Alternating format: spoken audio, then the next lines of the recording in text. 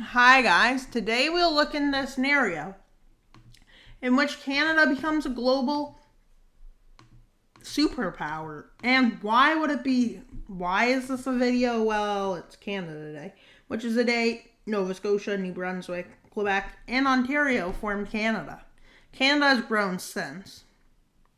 And a lot more areas have come into Canada, and now today Canada has 10 provinces with 3 territories, which is a lot of growth. It's not the strongest nation in today's world, but now it's going to be strong in this video. Yeah, it has been strong throughout. Like World War II was pretty strong. That was also part of the UK, kind of. It was a dominion then, since 1867 when it formed into a country. And most Canadians, although Canada said is north of the US, which is obviously true, a lot of Canadians live right near the US-Canada border. A vast majority lives in this area, they say. Probably goes further than this. I think it's a lot thicker than that, but yeah. And then a lot of Canadians live down here. Now that's a lot of Canadians, and that's not really north of the U.S. The East Coast, the far east, most Canadians live in Western and Central Canada, it seems. And the first thing Canada as a superpower does is say, yeah, we own Greenland. Denmark, what you going to do? And a lot of Greenlandish people, wait, what? Greenlanders, I don't even know what you call them. So let's not try. We have done a video where Canada formed an empire before. We have done other videos with Canada. But this is the first time we tried a world superpower, so show your support to see if we'll continue this kind of series. Well, it's not really a series, but it works like that. And in this area, some of the Greenland areas easily just let Canada walk through. With Canada basically now focused in the north, Canada is not freezing, despite the fact it's probably freezing up in an ice shield. And they take it over. Denmark's surprised at the speed, with Denmark being wiped out. And the good thing is NATO doesn't exist now that Canada has become a superpower. Now Canada decides to stop being nice to some people, I guess. I mean, they've done a lot, so maybe it's just time for them to go wild, I guess. Who knows? The UK disagrees with us and says no more Kanzuk for you. And Canada says, okay. Canada's never lost a war, in case you didn't know that, which is pretty interesting. Well, kinda, if you consider a legitimate war. As 1812, they kinda won, they kinda didn't, because it was a draw. But they did a lot of damage. Oh yeah. With Iceland being caught, and a lot of Canadians are now fishing in British water. The Brits don't like this, and they basically, Ireland basically joins them because they're also intruding their water. And then the Netherlands just doesn't care that much. Portugal joins the British team, and for some reason France does too. I guess maybe they add up a few people. But on the plus side, they get someone's help. Who's that, you may be asking? Well, the Netherlands is like Canada, will help you. Because as we know, the Netherlands and Canada are friendly.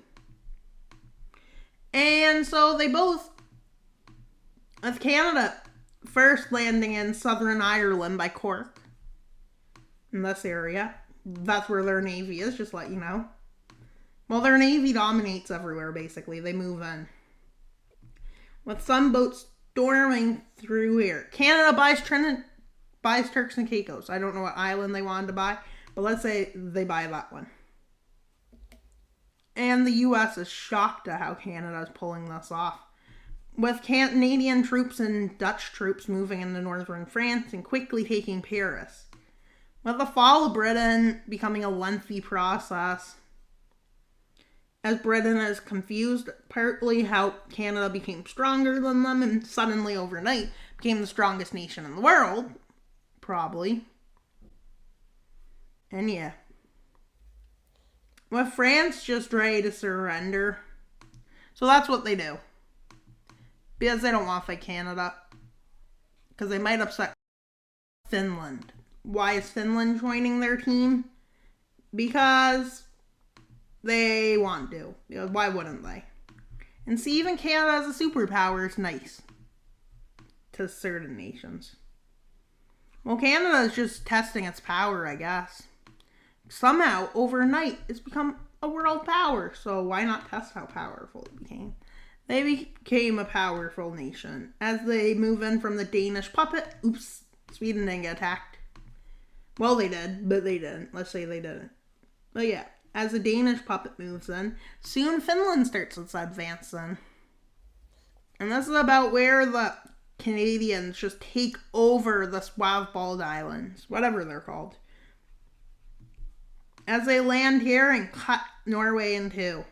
Well, Norway's kind of cut in a few places. Now Norway's cut in three. With Canada taking this area out, this area, and Canadian and Finnish troops meeting up. And like Norway and Europe, they're finally ready. As they make an alliance with Mexico. Why did they do that? You will see now.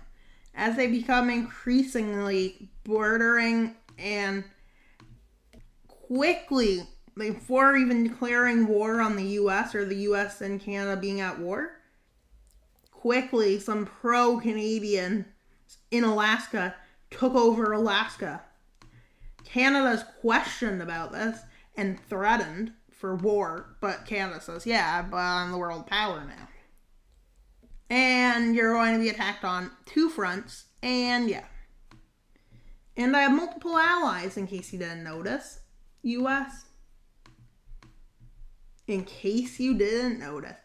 But not only that, I have 3 allies attacking you, actually. And then the U.S. is infuriated, declares war, and is like, I can beat all of you. Canada's like, you think so? With Canada doing a swift invasion into New England. But there's some places here that want to join Canada, I guess. That's why they're having so much success. With the U.S. getting infuriated and doing stuff that you shouldn't do in a war zone. But each to their own, I guess. And yeah, with New York encircled, quickly New York falls. Well, Boston also fell. And then they move down the coast. They get to the capital and circle Washington. The White House disappears. And Canada marches in. And they march into here. And here. And then on the west coast they march in. Even the Albertans march in. Yep. And Mexico's invasion of Texas begins quickly and swiftly, taking Houston, Austin, and almost every city here.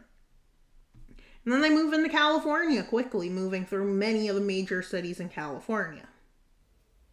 With Canada's invasion even reaching Florida. But they also have help of their puppets and allies. The Netherlands take over Puerto Rico. And with the help of the Finns, they manage to take New Orleans. As the U.S. is fighting almost 5-front war. But it becomes a 3-front war. Rather fast. Well, it's a 4-front war. But really it's 1 front. Because it's a circle. And yeah. As all of their inner areas start to fall to pieces. In Canada, areas to annex in Mexico. And Netherlands and Finland and everybody meet in Finland, Florida, parts of Florida, not all of Florida, but parts. Mexico took a big chunk of the U.S. and the Netherlands took that. And so let's look at just the Canadian, I guess, area and its puppets, because its puppets are major. Including the American puppet, British puppet, and the the Danish puppet. And I don't know if I'll make puppet flags for in the thumbnail or not. I think I'll probably just use a Canadian flag. But maybe I'll add a maple leaf into their flags. Make some new flags adding a maple leaf, if that makes sense. I don't know what I'll do for the thumbnail yet, but I know that's pretty much all of today's video. But if you like this video, please give a like. If we get 10 likes, then we'll do more of these videos. But if we get 5 likes, no. We need to get 10 likes, guys. 10 likes, and we get another video like this. And please subscribe if you like Canada. But if you don't, also subscribe. Tell me what you think of Canada in the comments. And that's all for today's video. Please like and subscribe and comment and whatever else you want to do, as that would mean a lot for the channel. So if you could, please like, subscribe, comment. That's all for today's video. Please like and subscribe. Wild Mapper out. Bye. Please subscribe.